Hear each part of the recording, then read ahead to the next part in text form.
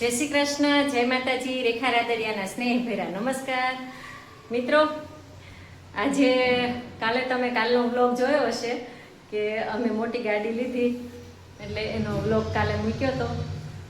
અને કાલે તો સાહેબને રજા ન હોય અને આજે છે રવિવાર, એટલે હું અને અમારા સાહેબ અમે જઈએ છીએ અમારા દાદાના દર્શન કરવા।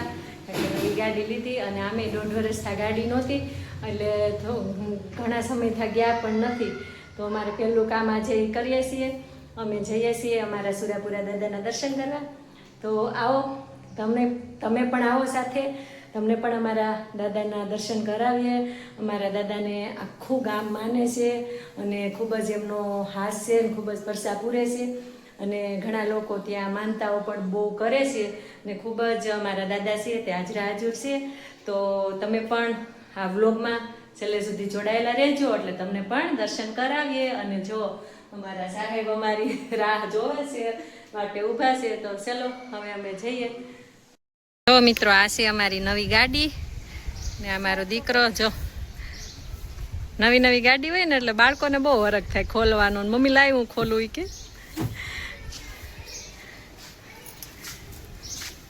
જો આ મારી ગાડી છે।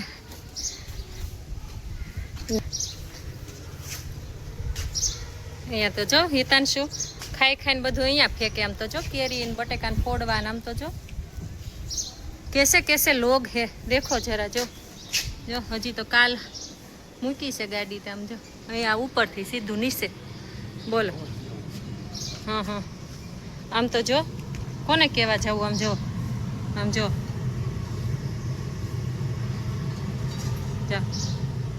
चलो હવે પેલા ગાડી સાફ કરવી પડશે અમારે।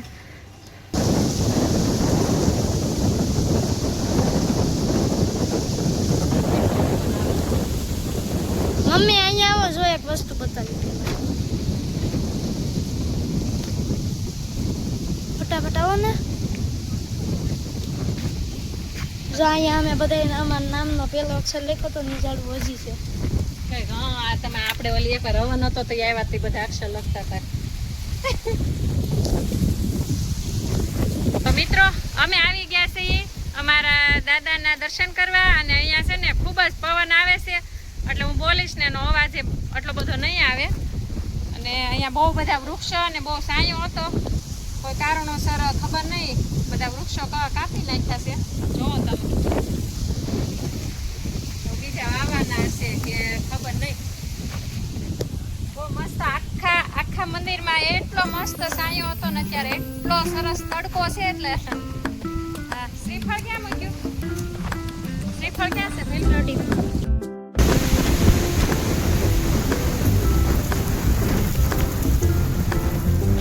દાદાએ આશીર્વાદ આપ્યો। દાદા પરસો પૂરે છે, આ પવન રૂપે આપણને આશીર્વાદ આપવા આવ્યા છે।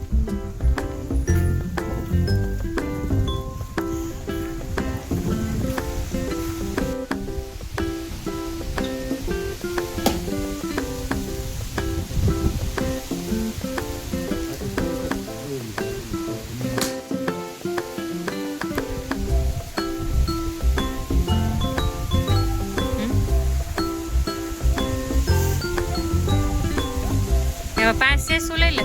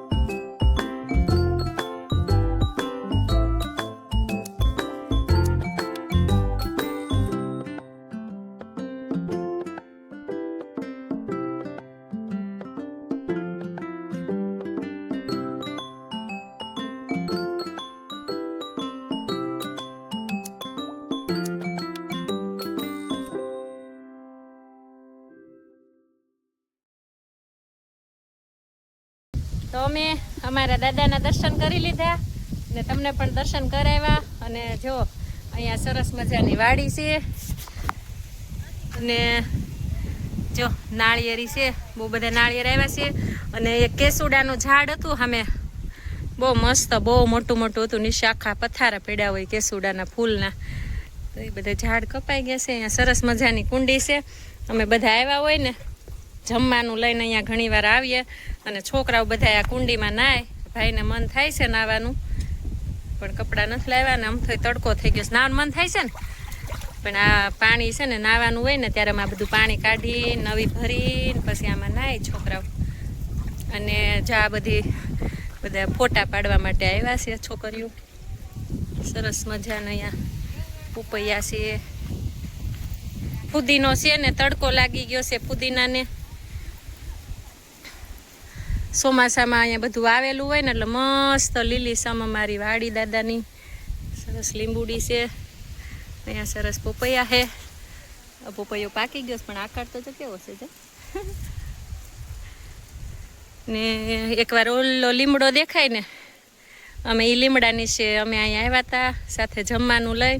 અને ત્યાં અમે બધાએ વનભોજન કર્યું હતું. મજા આવે હો વાડીએ જમવાની. અને ભાઈને તો અમારા પાણી હારે મજા આવે, પાણી પાસેથી આઘો ન થાય. એ કુંડી હારે જ રેમા કરે, એમાં હું રમતો હશે. ને અહીંયા પણ જુઓ તમે, અમારે અહીંયા બધા આવી શકે. અને બધા અહીંયા સરસ ખાટ છે, અહીંયા રૂમ છે ને અહીંયા ચૂલો ને એ બધી વ્યવસ્થા છે. અહીંયા બધા વાસણ ને એવું બધું અહીંયા રાખે છે. ઉપર 2 પંખા છે. એટલે અહીંયા આવવું હોય ને શિયાળામાં મજા આવે. અત્યારે ઉનાળામાં તો બહુ તાપ લાગે. અને જો તમને બતાવું, અહીંયા જો અહીંયા પણ ચૂલો છે. એટલે અહીંયા લાઇટની બધી વ્યવસ્થા છે. રાત્રે આવ્યા હોય ને ભજીયાનો પ્રોગ્રામ કરવો હોય ને તો અમારે અહીં વાડીએ બહુ મજા આવે એવું છે. અને આમ જો ખાટલી જો આવી રીતે ખાટલી બાંધી દીધી છે. હા તો જ કાપ્યા હોય વૃક્ષો, બાકી વૃક્ષો કાપે નહીં. બરાબર. તો આવી છે અમારા દાદાની વાડી. અને અમને અહીંયા આવીને ઘણો આનંદ થયો અને ઘણા સમયથી આવવું હતું. તો આજે દાદાના દર્શન થઈ ગયા. અને સાહેબ અમારા તડકાના ગાડીમાં બેસી ગયા છે. ફોટા પાડવા આવતા, કારણ કે વૃક્ષો હોય ને એટલે મસ્ત છાંયો ઠંડો ઠંડો હોય.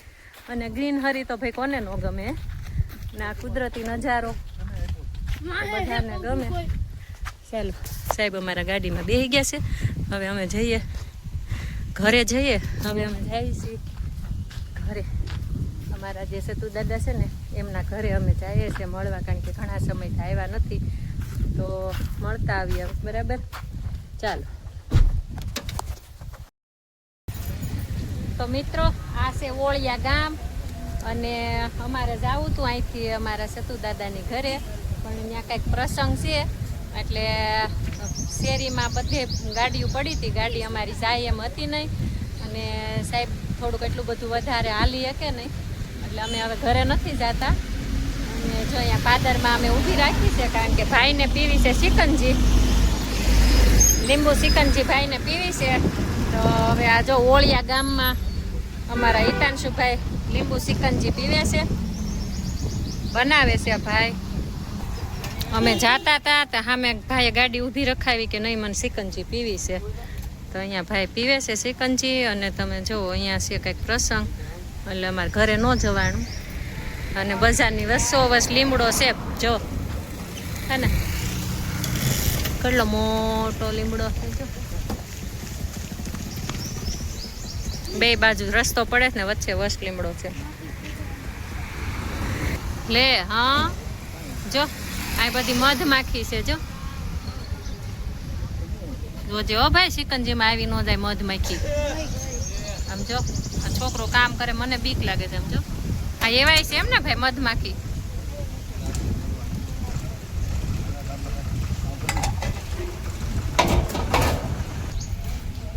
અમારા ભાઈ પી રહ્યા છે સિકંજી. કેવી છે ભાઈ?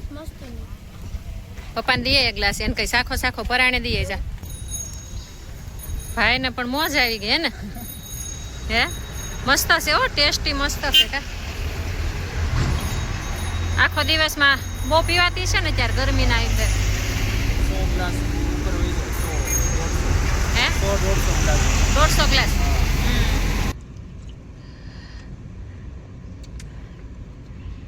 સાહેબ અમારા શિકંજી પી રહ્યા છે કા સાહેબ.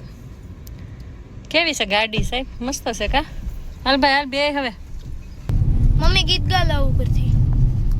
લીંબુડા ઝૂલે તારા બાગમાં સબીલાલા, લીંબુડા ઝૂલે તારા બાગમાં, હેજી મારો હઠીલો ઝૂલે દરબાર રે વાલા મારા, લીંબુડા ઝૂલે તારા બાગમાં. મો આવ્યો તારે હાલ.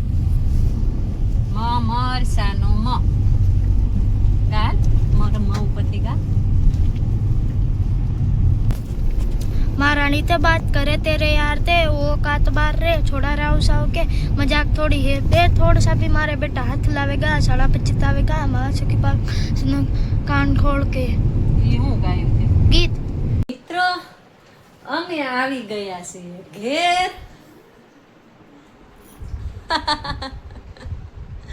કેદુની ઈચ્છા હતી દાદાને દર્શન કરવાની કાશે આજે પૂરી થઈ ગઈ.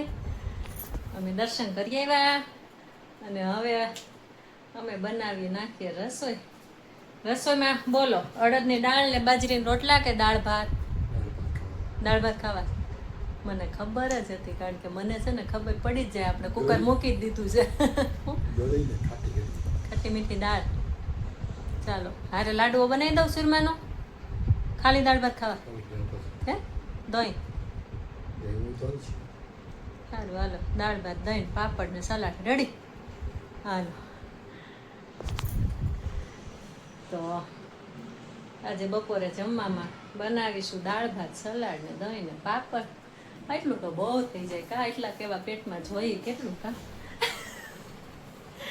પણ ખરેખર મનને બહુ મજા આવી, શાંતિ થઈ દાદાના દર્શન કરીને.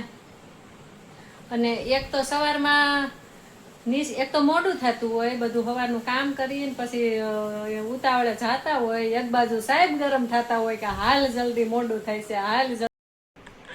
મારો કહેવાનો મતલબ એવો છે બધાને કે આપણે ખાલી બારીએથી કચરો ફેંકી દઈએ છીએ પણ નીચે શું થાય છે, કોને તકલીફ પડે છે એ કઈ જોવાનું જ નહીં, કઈ વિચારવાનું જ નહીં, બસ ઘાત કરી દેવાનું. એવું નથી મારી ગાડી છે મારી ને બીજાની હોય, આપણી જ હોય એકની. એવું થોડુંક છે કોઈક માણા હાયલું જતું હોય, કોઈક છોકરું હાયલું જતું હોય, ગમે એની માથે પડે. તમે ગમે એમ બારીમાંથી માવાની પિસ્કારી મારો છો, તમે હેઠું બારીમાંથી ફગવી દો છો કાંઈ જોયા વગર, તો થોડું ધ્યાન રાખો.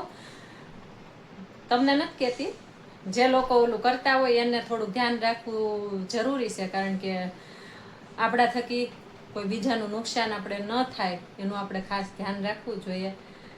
તમારું શું કહેવું છે કમેન્ટમાં જણાવજો.